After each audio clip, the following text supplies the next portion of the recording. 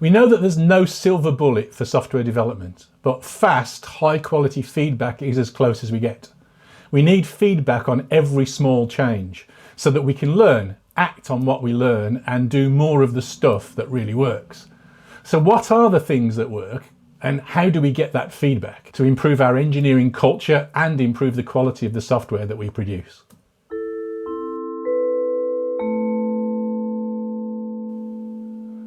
Hi, I'm Dave Farley of Continuous Delivery. Welcome to my channel. If you haven't already, please do hit subscribe, and if you enjoy the video, hit like at the end. First, let me say thank you to our sponsors, Harness, Equal Experts, Octopus Deploy and SpecFlow. They're all helping us to grow the channel, so please do check their links out in the description below. If you're interested in learning more about feedback and continuous learning, do check out my training course, Better Software Faster. Again, link in the description below. In this episode, we will explore why feedback helps us to create better software faster and how to get great feedback. I have with me today a guest, my friend Aino Corry, who's an expert at continuous improvement and has recently published a great book called Retrospective Antipatterns. Welcome, Aino. Thank you very much, Dave. It's great to be here.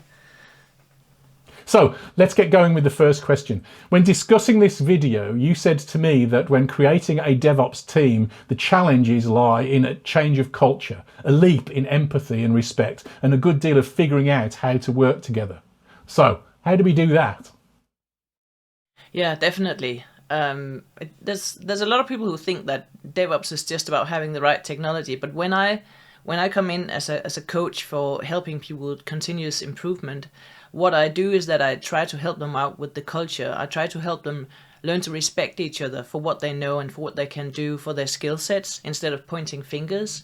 And I think it's extremely important for them to really respect each other and have that trust towards each other in order to work together and to learn together, because it's really difficult for all teams, but particularly, I think, in my experience, for DevOps teams, to learn to respect each other and trust each other, because they really have to learn new things, new ways of working. And the way that I do that is that I make sure that they have this feedback cycle that you mentioned in the beginning, that they have the feedback cycle, not just about how does the software work, how does the users like it, but also the feedback cycle about how do we actually work together? How do we create this software that makes some people happy? How can we improve the way we create it? How can we make it faster, better? How can we make ourselves happier? And for that, I introduce something called Retrospectives, which is a structured meeting that you do every 2 or 3 weeks, where you essentially you sit down with the whole team and you share what has happened, and you learn from it, and you make sure that you have some small action points or experiments that you can take with you and improve the way that you're working. And the interesting thing, I think, about working together, that it's so based on trust, and it's so based on people having a relation to each other and trusting that they can rely on each other in a situation, so that they can ask for help if they get stuck, or that they can say, I don't know how to do this, which can be a daunting experience for people to have to say that to other people. I was one of the things that you were saying in there in terms of the thing at the bringing of the team together. It brought to mind to me the relatively recent Google research, where they looked at, I think it was 180 different teams, and found that the highest correlation with high performance was the degree to which the teams trusted one another. You know, that's I think Belbin found that in the 1960s, but it's kind of fascinating stuff. And the other thing that I've observed in my experience with working with using retrospectives and helping grow teams and the trust between teams over a long period of time is that it is something that it's a skill that you need to learn to be able to collaborate. And to take part in these sorts of collaborative exercises that help grow the team, is that it takes time to evolve that over time. The most obvious thing that I can remember from my experience was was when we started off building our exchange at LMAX. There was a bunch of people, that really good people, really smart people, but there were some shy people. And so they, we started off, and they'd kind of be sitting at the start of the retrospect, the first few weeks of doing these sorts of things, they'd be a little bit nervous of doing anything and taking part. And it takes a while to build enough trust before they start to contribute. And you've just got to be able to be willing to take that time, I think, to some degree. Yes, definitely. And the problem is that once you start with retrospectives, you sort of have to have results immediately. Otherwise, people tend to throw the baby out with the bathing water. At least in my experience, when I start doing the retrospectives with people, if they don't get something immediately out of it, and they're a bit wary of it at first, they think it's a waste of time, they don't want it. So sometimes I have to work around that lack of trust. So if I am in a team where I sense that there's a lack of trust, or I sense that some people are silent for some reason, I don't know necessarily if it's a lack of trust or culture or shyness or whatever, but I sense that some people have it easier saying something, sharing something than other people. And then I can't change that trust issue at the first time. I have to hack myself out of it, most like with engineering, right? So you see, okay, I have a problem here, I can't solve it right now, I need to make a hack. And the hack that I make often in a retrospective is I use more anonymous input of data, more anonymous voting, more anonymous feedback on stuff. And of course, I appreciate that it would be better and more fruitful if it was not anonymous, but sometimes I have to make it anonymous in the beginning, both because otherwise some people wouldn't say anything, but also because it teaches them that even if you say something which is a bit negative or critical about the way that people work together or something like that, nobody's getting shot. So are you recommending that the one of these hacks that you're talking about is to try and depersonalize the any criticism? You're trying to get to the facts, the real situation, rather than trying to point a finger or assign blame. Yeah, definitely. So one of the things that I really try to implement in my retrospective is that they should follow the Prime Directive by Norm Kurth. And the Prime Directive it's a long text, but in short, it just says, remember, everybody did the best they could, given what they knew at the time and what skill set they had at the time. And that's something that I try to implement in the retrospectives, either by saying it or by writing it, sometimes with my own words, sometimes with the original Prime Directive. And it's not the Star Trek Prime Directive, it's the Retrospectives Prime Directive I'm talking about here. And I think that no blaming, no naming thing is really important, because if you start blaming people or naming people, even if it's constructive criticism, people will be like, just like, oof, body language, they'll close up and they won't be listening, at least most people. We've talked about sort of the common ideas of the retrospective, the sense of the Prime Directive and so on, and the way that people feel about and establishing trust in the team and so on, and that's essential, really important stuff. But also it's the kind of stuff that tends to put sometimes slightly more insular, slightly more technical people off a bit. So do you have any advice for people on how to try and overcome that? Yeah, so I've facilitated retrospectives for all kinds of teams, and sometimes I enter a team where they're very serious, they're very adult, and working is actually coding, and everything else is not working, right?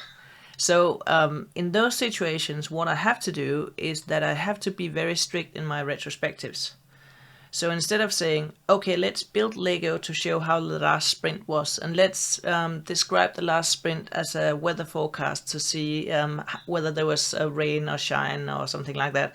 That's not what I can do with these people, at least not in the beginning. So what I do there is that I keep it completely strict. I talk about perhaps what did you learn in the last month, or what success story was there, just to start them up. I think it's important to also sometimes in those cases say that there's a theme for the retrospective. instead of saying, let's talk about how we felt about the last sprint and how our communication is, then make it more technical. Say, this time we'll focus on the testing. We'll focus on the regression test results. We'll focus on the integration test, or let's focus on the delay time. Let's focus on how can we optimize, how much have we optimized, or let's focus on the feedback from the users. How happy are they? How often is this system used, depending on what kind of system you have. So I think that letting them start off with that can make them feel more relaxed. And then, of course, if you want data like that, hard data, you need to maybe remind them a few days before, so that they don't have to find that data at the retrospective, because you don't have time for that, but that they bring it. Sometimes it can be also burn down charge from the Jira or something like that.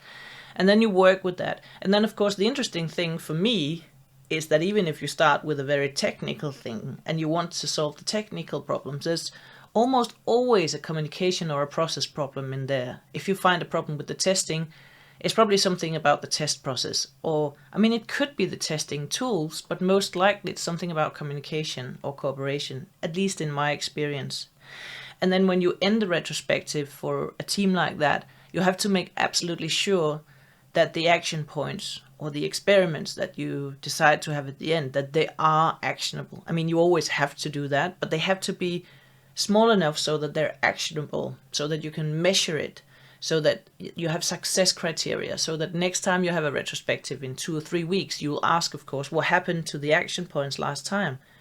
And then they can say, well, we implemented this way, or we tried this experiment or something like that. And then they can say, well, we had this effect, it had these consequences, so it solved the problem that we talked about. Or it turned out it didn't solve the problem we talked about, so maybe we have to talk about it again. And then sometimes people call them action points, and sometimes people call them experiments. I feel that if they call them action points, to them it becomes like a to-do list of things that they have to do on top of everything else. And some people, if they're not like 100% okay with that change, it's better to call experiments and say, let's try it in a different way for a week or 2 or 3.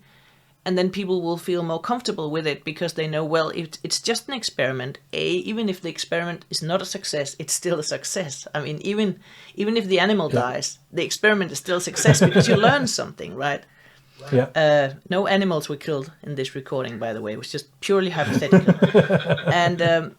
And also because it's easier to accept something that you know after 2 or 3 weeks you'll evaluate and assess whether that was okay and whether you want to continue or not. So it's not a change that goes on forever. Yeah, that's. I think there's a few interesting points, not least killing animals in experiments. But there's a great quote that I heard from an 18th century surgeon or something like that. I was reading about sailing, and they said they had 90% success rate on their surgeries, and 50% of the patients lived. Yes, it's exactly the same, and I mean, that's the beauty of experiments, right? Yes, absolutely. It's one of the things that I talk about. One of the superpowers of the scientific method is that you learn the most when your experiment goes wrong. Yes, definitely. Yes. It's one of the things that I think is interesting, which kind of pulls a few of these threads together, is that if you kind of adopt the retrospective as part of your development practice, so that you are closing that learning feedback loop about the way in which we work together, then over time you can kind of build some of these things in. So over time you're going to grow more confidence to be able to take part and to speak and to do those things. But also over time you sort of learn the sorts of things to come to the retrospective with, the data that you were talking about from the test results or whatever. And then the other thing is, I used to, for when I'm working for teams with for a long period of time, one of the things that we used to do was that we used to do regular short-term retrospectives, and then periodically we'd do a long time horizon retrospective. And mostly that was a celebration. Mostly that was about looking back and saying, look at the amazing things that we did in the last 3 months. Look at all the progress that we've made. This thing that was a real big problem 3 months ago is no longer a problem, because I think it's often easy to feel like you're on a bit of a treadmill. and just working away, and you get stuck into bad habits and just thinking, oh, we're not making any progress, when actually even when you are. And so just occasionally taking that step back and taking a broader picture is valuable, it seems to me. Definitely, yeah. And I mean, the way that I've been talking about retrospectives up until now has been those heartbeat sprint retrospectives that you have all the time. But definitely looking back when the product is done and the project is finished, looking back at all of it and saying, okay, so what actually happened from January to November or these 2 years, it's really important. When you're a facilitator, you're really busy. You have to make sure that you follow the agenda of the retrospective, which is the 5 phases that you set the stage, and then you gather data, you generate insights, you decide what to do, and then you end the retrospective. And all those 5 phases are really important to go through. And you have to do it within the allotted time, because people don't want retrospectives to go over time, because then they start getting tired of them. And also you want to make sure that everybody's getting heard. So even if somebody's sitting in a corner, not really contributing, you have to maybe change the activities so that instead of talking in plenum, you talk 2 and 2, or instead of talking, that you write. And if it's online, you can put people out into these breakout rooms so that there are not that many people together. Maybe if they're shy, it's easier to talk to 1, 2, or 3 other people. So all these things you have to be aware of, and you have to be aware of the body language, like if people are getting angry of something being said, if they want to say something, if they're really bored. You have to really be aware of that. And when it's online, it's even harder to follow that body language. So who should be in the retrospective, and how many people should be there? Yeah. So who should be in the retrospective? The core team should be in the retrospective. That's sort of my rule of thumb. Yeah. Any people that shouldn't be there? Yeah, well, my rule of thumb is also the manager should not be there. Yeah. Because of the trust issues. Because we want people to relax, we want them to feel safe, we want them to actually talk about the things that went wrong and that they might be a bit embarrassed about. So we don't want the manager to be there per se. That being said, of course, in some organizations, the manager is a trusted part of the team or a trusted friend of the team, and then it can make good sense to have the manager there, perhaps only every 3rd time or something like that. What I don't want is a manager who just sits there and observes because they're curious about what's happening. That's what I've had from time to time, managers asking, I just want to sit and listen in. Or could you please record that video so that I can see it afterwards? Or could somebody take notes? So it's like, no, you might be interested in the experiments that we decide to take out. And perhaps sometimes there's something we talk about in the retrospective that will say, should we take that to the manager? Yes, let's take that to the manager and then have a different meeting. But there is an activity I'd like to describe. And that is something that can help us figure out who to invite to a retrospective. So there's sometimes when you've gathered data and you have all these problems on post-it notes, then you can use a soup exercise or a circle of influence exercise, which is where this is not a specific retrospective exercise. I think people have been using that many places, and I learned it from Diana Larsen. But what you do is that you draw a circle and you say that all the post-it notes in this circle are the things that the team can do something about. And then you draw a circle outside that, which is the circle of influence, and these are the things that the team can influence. And then outside those 2 circles, it's in the soup. That's something that the team cannot do anything about. They just need to accept it and adapt to it. Another thing that I use this exercise for is that sometimes, and I have to say particularly when I'm working with a team that has not always been agile, when I'm working with a team that has had this hierarchical structure where they're being told what to do, they haven't been empowered to do what they want, then they're sort of brought up to the culture where it's somebody else's fault. Mm-hmm. And if I see that in the problems that, like if I make a timeline and I say during this timeline what happened, and they put up a lot of things and I can see that it's mostly somebody else's fault, then I say let's make a quick soup exercise.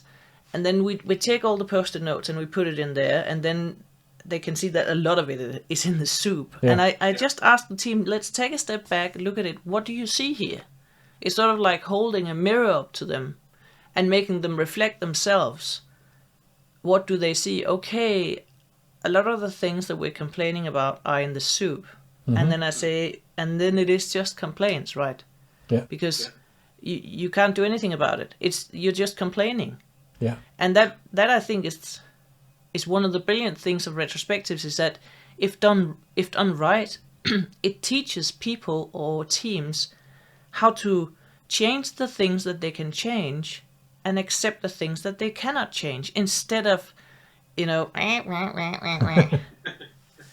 Yeah, that's a fantastic point. I hadn't come across the idea of the soup exercise before, but I really like that. One of the things that I've talked about for a long time is as a team, trying to put your arms around the problem, so that you worry about the stuff that you can control, that you can influence. You want to organize your work so that you are in control of the stuff that matters to you, to your ability to do the work as far as you're able to. But there's a bunch of stuff that you can't influence. I really like the soup exercise. That's a lovely idea. And you could do it on your own as well. If you feel with problems, you can do that, and then absolutely, it's a big part. The way that I think about it and the way that I approach my work is to think. So first, how can I exert influence? Not first, but what's the stuff that I'm responsible for? Yeah. For those things that are impacting me, Yeah. How do I either insulate myself and my team from those things, or exert influence to change them? Yeah. And then what's the stuff that I just can't worry about? I do really like that as an approach. In Denmark, we say that some problems you need coffee to stay awake to solve them. Some problems you need red wine to not care about them, and then you need the wisdom to know whether it's a coffee or a red wine problem. I like that a lot. I'm a big fan of both coffee and red wine, as you know. So, that reminds me of another thing, just on the building the trust in the team. One of the things that I've done quite a lot is make it, build a culture of bringing food along to the retrospectives. For a while we take it in turn making cakes. Yeah. So you'd bring a cake or something, or cookies or something that you baked, and one team member would be allocated at the end of. So we used to do kind of the retrospective from the previous iteration, and then the kickoff for the next. Yes. In the same meeting. Yeah. So we'd start, and we used to bring cake, and it's to Linda Rising's point. It's a great way of building teams is to share nice food together. Yes, it's the pattern Do Food from her book Fearless Change. So you spoke about the difficulty of facilitating and how not to confuse that. One of the things that went through my mind when you were talking about that was rotating facilitators through if when you use it doing team members. We certainly used to do that. But do you have any advice for how to become a good facilitator for retrospectives? Yes, lots. So when I started facilitating myself, I thought that the most important thing was knowing as many activities as possible. Like the timeline, the fishbone, the 5 whys, the 6 thinking hats, things like that. But I've learned over the years that it's more important to try to figure out how you make people relax. So for instance, when they're very tense and they can't come up with an answer, or they feel like they don't want to say anything, make them laugh. In a way. And if you're not funny, show a humorous cartoon or a humorous video clip, or say something stupid about Microsoft. That always works with my teams, apart from the times when I work for Microsoft. But that, I think, loosening the tension with humor is really important. Learning about body language, learning about the psychology of teamwork, and then of course learning yourself. So whenever I have a retrospective, I write down in my little notebook the agenda that I have, and then an extra agenda if something changes. And then I write down what happened, if there was something that worked or didn't work, and also what were the action points of the experiments that they came up with, so that I can ask them at the next retrospective. But also mostly so that I can make a retrospective myself or my retrospectives from time to time and learn from that. So I think that eating your own dog food in your retrospective facilitator is very important, and accepting that you make mistakes. I still make mistakes when I facilitate retrospectives, but I try to learn from them instead of beating myself up about them. That's great. Thank you very much indeed. So let me thank Aino for sharing her experience and her expertise with us today. Do check out her book for more detailed advice. I have put a link in the description below. I think that closing the feedback loop on all aspects of our work is essential to learning, and I believe that software development is always an exercise in learning. We can use continuous delivery deployment pipelines to close the technical loops. We can release change into production more frequently, giving us an opportunity to gather information from our customers, and so close the feedback loops on the design of our products that we create. And we can use retrospectives are important to close the feedback loops on us and the way in which we approach our work. So thank you very much indeed for watching, and thanks again to Aino for her contribution.